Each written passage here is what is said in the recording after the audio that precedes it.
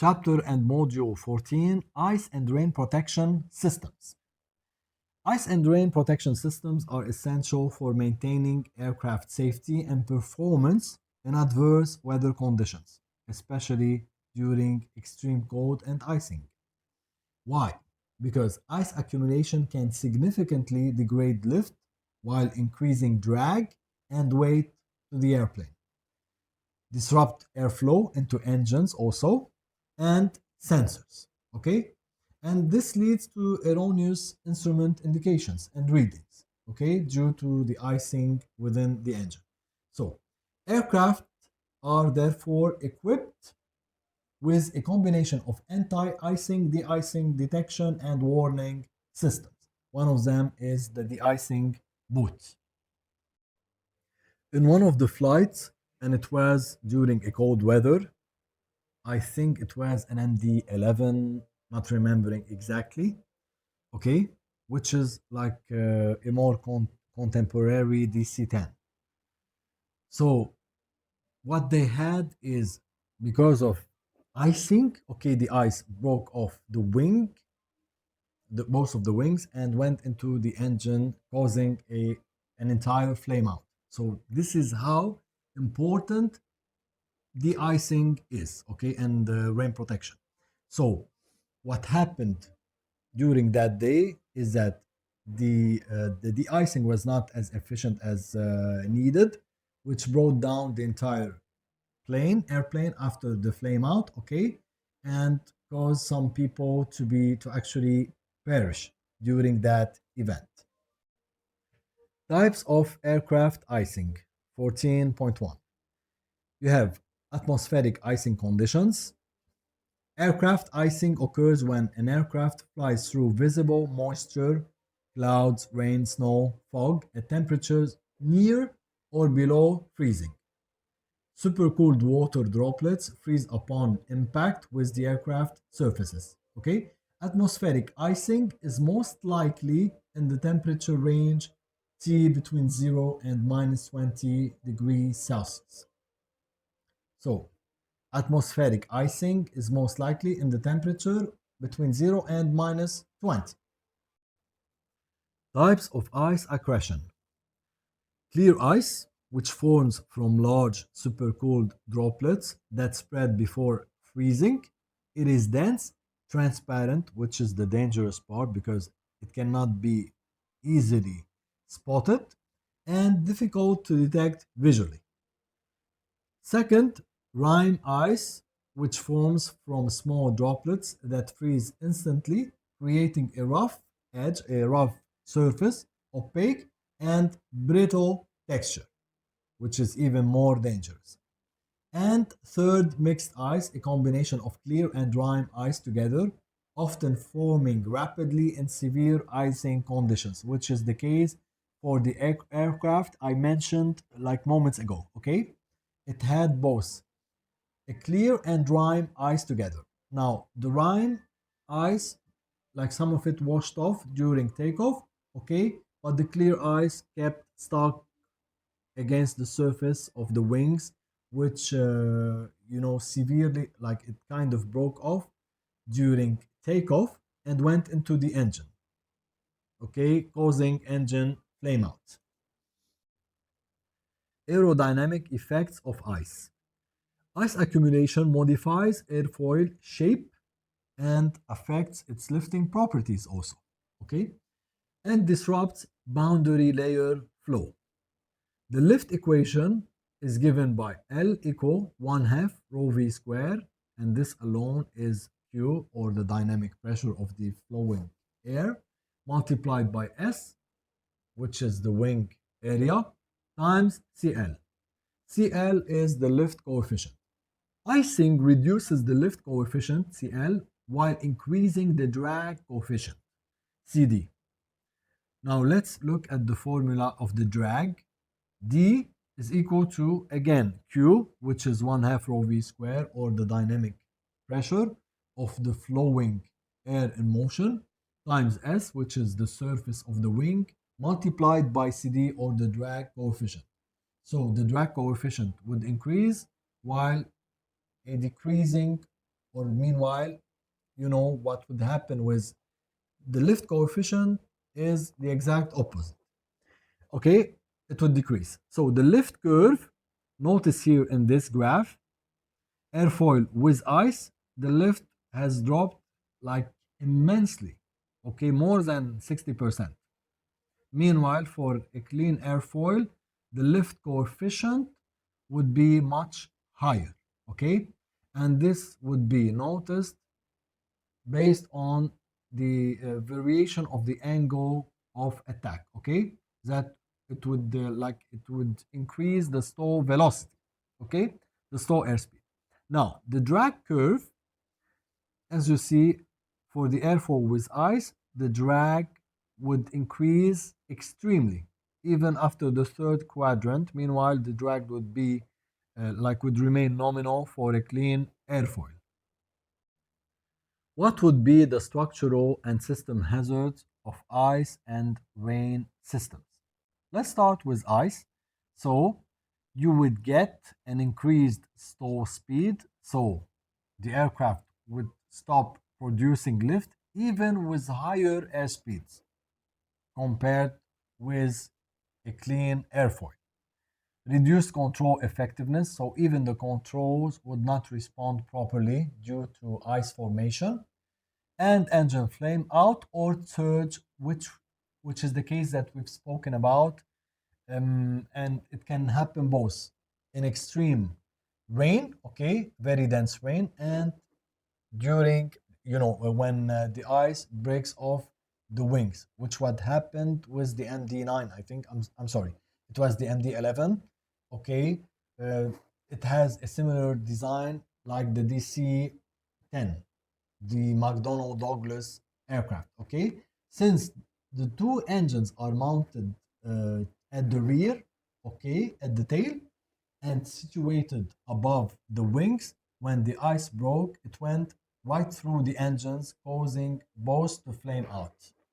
All right, so this is what caused the accident in that event. And also, it can lead to blocked pitot tube and static ports, which also in its turn would cause erroneous readings of the airspeed. Okay, as we mentioned before, because in one of the cases the pitot tube was blocked by something else other than ice, which leads to the same result.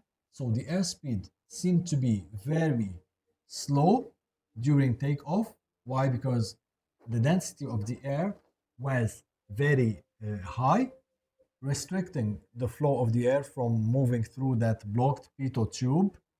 But once the aircraft became airborne, due to the decrease of the pressure, not the pressure, like the density of the air at high altitudes, the air right now in this phase started to flow much quicker within the pitot tube, leading to an erroneous reading of overspeed.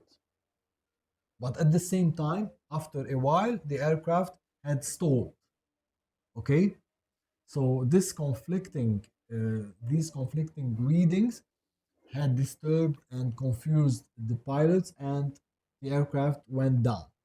Okay, killing everyone on board due to that faulty pitot tube system, and which was caused by this blockage. Pitot and static heating 14.2. Purpose of pitot static heating. Pitot and static systems are highly susceptible to icing. Okay, heating prevents the blockage and ensures accurate airspeed by melting the ice before it accumulates and while it's still forming within the tube. So this would lead or would guarantee accurate airspeed, altitude, and vertical speed measurements and indications. Electric heating systems, pitot probes, and static ports are typically heated using electrical resistance elements. The electrical power dissipation would be measured by P equal R I square. Okay, R is the resistance and I is the current, electrical current, which is equal to VI. V is the voltage times I. Okay, same thing. The heat generated must exceed the convective and latent heat losses. So it should be hotter, much hotter than the formation, like in order to compensate for the formation of ice and to have enough time to melt them. So the heat generated must exceed convective and latent heat losses. Q of heat, the capacity, temperature capacity of heat, should be greater than the loss Q. Okay, and this is the architecture of the Pitot system. You have ellipsoidal nose, flow in, and flow, static pressure hose, spaces, supporting stem, static pressure, total pressure here, and alignment arm. Failure effects, blocked pitot or static ports lead to erroneous indications. So for the pitot blockage, it would affect the airspeed, as we mentioned before, which would read 0 or frozen. And static blockage would lead to erroneous altitude and VSI readings, okay? So that would get you a frozen altitude and VSI. The Pitot heat monitoring, you have systems on board include current or temperature sensing to detect heater failure. Okay, so the measured current, whenever it's less than the minimum current, that would indicate a fault occurring. Okay, in other words, you don't have enough current going through, so the heater is not working. Okay, this is how it's detected, whether through current sensing, okay, if you have a current going through it, or through temperature sensing. So if there's no heating, it means like the sensor won't capture any heating. It wouldn't be like presenting normal values. So this means that there's a drop of temperature, okay? And a cold temperature would reflect at the resistance level with a low resistance or high current. Like this would be the exact opposite of the modus operandi of the current. For the current system, when you have a low current, when you have a low current, it would mean you have a fault. Okay. Wing and engine anti-icing systems. 14.3. Thermal anti-icing systems prevent ice formation by maintaining surface temperature above freezing, okay, via heaters, for example. You have the bleed air anti-icing, in which a hot compressor bleed air is routed through wing leading edges and engine inlets, okay. The heat transfer rate, so it would be like an air conditioner for the aircraft leading edge, okay. The heat transfer rate would be, its formula is Q equal mass MCP, okay, so the mass of this air multiplied by Cp, which is the heat capacity, times the temperature of the bleed minus the temperature of the surface of the wing, okay. So the temperature of the bleed should be hot enough in order to transfer that heat to the surface, avoiding the accumulation of ice. Surface temperature condition should be greater than 0 degrees at all times in order to avoid the freezing conditions and the formation of ice. Electric anti-icing, used in smaller aircraft and modern bleedless designs. Okay, the electrical heat flux is given by Q equal P divided by A.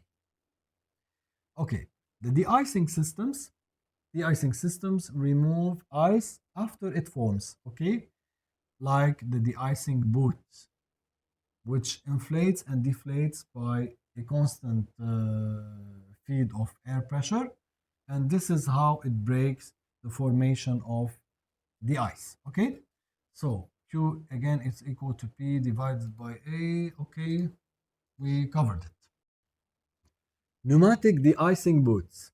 These are rubber boots that are installed at the leading edge of both wings, and they inflate and deflate cyclically in order to crack and shed ice. So this is how they prevent the icing conditions. Inflation pressure condition is the following. The pressure of the boot should be greater than the pressure of ice adhesion that's forming on the leading edge.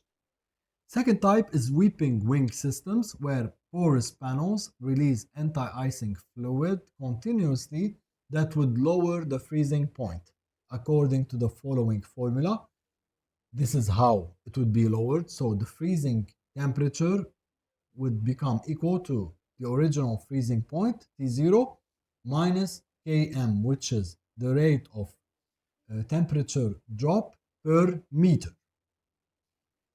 Finally, engine ice protection. It protects engine inlets and fan blades to prevent flame out and compressor damage, just like the aircraft that we mentioned before. The engine airflow requirement is given by mass of the airflow entering inside or flowing on the inside of the engine is equal to rho, which is the air density multiplied by A, or cross-sectional area of the engine, times V, which is the velocity of the air flow. Ice detection and warning indicators. Ice detection methods, you have the visual detection, where the pilot observes the ice on wing, leading edges, or windshield frames. Second, probe-based ice detectors, which would be like more accurate. You have vibrating probes that detect frequency changes due to ice accretion, a very smart way to detect ice. So these vibrating probes, as they generate frequency and as they detect the frequency fluctuations, okay, so because once you have ice formation, it would change the vibration frequency. So that would become F equal 1 divided by 2 pi square root of K over M, where the ice accumulation would increase the mass M, okay, reducing the frequency of the vibration of wings. You see here in this picture the vibrating probe, the strut, mounting plate, and the housing. Another note here to be added is that K is actually the stiffness of the probe, which is measured in Newton per meter. Electronic ice detection systems. Capacitance-based sensors, this is one of the models, and optical ice detectors. Okay? Now, for the capacitance-based sensors, and we've mentioned that before, the capacitance change is given by the formula C is equal to epsilon A divided by D, where A is the area of the armature, the charged armature that's housing the magnetic field, and D is the distance between both armatures, the plus and the minus, the one that is charged positively and the one negatively. Now, what changes due to the icing formation is epsilon, which is the the electric property of the material. Okay, so epsilon, it would change based on whether you have air within the capacitor or water or whatever. So this change would be interpreted and it can be measured so as to assess what you have on the inside, okay, and what type of ice even, okay. So if you have a pure ice, it would be detected as an exact value of permittivity, which is epsilon is given by epsilon r divided by epsilon 0. Epsilon 0 is empty space permittivity. Another interesting part of the detection is the optical ice detectors, okay, which can read or detect the presence of ice based on the optical reflection of light on it. Okay, that would be a little bit more advanced, but even also complex. Warnings and indications. So, ice advisory or caution messages would be like firing inside the cockpit, automatic activation of anti-ice system or the de-icing system, and master caution alerts. Operational limits and certification. Aircraft icing certification is defined by FAR /CS 25 Appendix C, safe operation condition, which is what defines the ice accretion rate, should be less than or equal to the protection capability against that ice. Because you can get to a point where, the de-icing boots can no longer work effectively in order to break all the ice that has formed on the wings. Summary. Ice and rain protection systems integrate aerodynamic, thermal, electrical, and sensing technologies to prevent or remove ice accumulation, ensuring reliable aircraft performance and accurate instrument indications in adverse weather conditions.